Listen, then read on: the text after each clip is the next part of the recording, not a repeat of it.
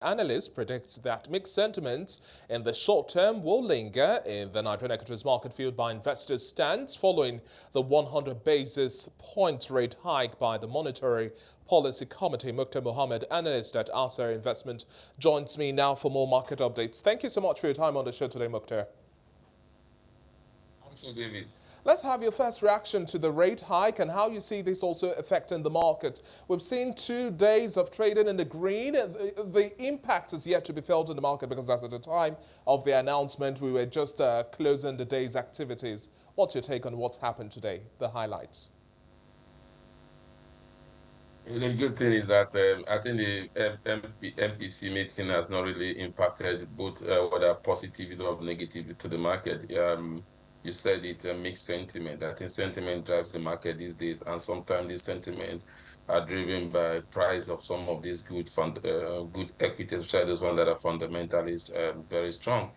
And if people begin to compare that to the fixed income to the equity market, especially in terms of price and dividend yield. Those days we normally see this impact when you have the foreign investors, because they tend to have made a little bit profit in the equity market, will now begin to move to the fixed income space. But now Nigerian market is likely driven by locals and local investors, local institutional investors also. So you might not be seeing so much of that. Like you said, it's going to be mixed sentiment.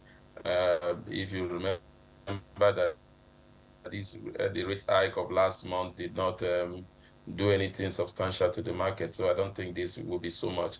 We might feel the impact in the short term, like you rightly said, but in the long term, where liquidity is king and the dividends begin to come in from, especially from these tier one banks and some other good companies, you could see a tilt towards the equity market. Again, you mustn't forget that the equity market seems to be exciting investors with some good surprises that have come in, especially when I don't remember when last we had bonus in the Nigeria equity market, and for the first time we are having that after a very long time coming from Nigerian breweries. So the space in the equity market seems very exciting these days, and I think investors are also still on the lookout for good opportunities. So we might not see the kind of impact that we ordinarily would see if you have the foreign investors in the market. And as at the last MPC meeting as well, when we saw the increase in the CRR rate, we saw a whole lot of sell-offs of banking stocks. Now with this retention, what do you think will play out for the banking stocks in the coming days? Well, you have to look at it in terms of what were the price at that time, and what were the investors looking up to. At that time, it is the kind of sell-off you saw in the banking stock was up based on perception of the result that came out at that time in the third quarter. We saw a lot of numbers. Not that they were not impressive, but the investors were actually scared of when you look at the MPC rate raising hike, and we've seen that the non-performing loans of the bank has actually gone up by their results. And I think that's the only space that where we could see some negativity in there. But again, they have really recovered. Remember that after that rate, we saw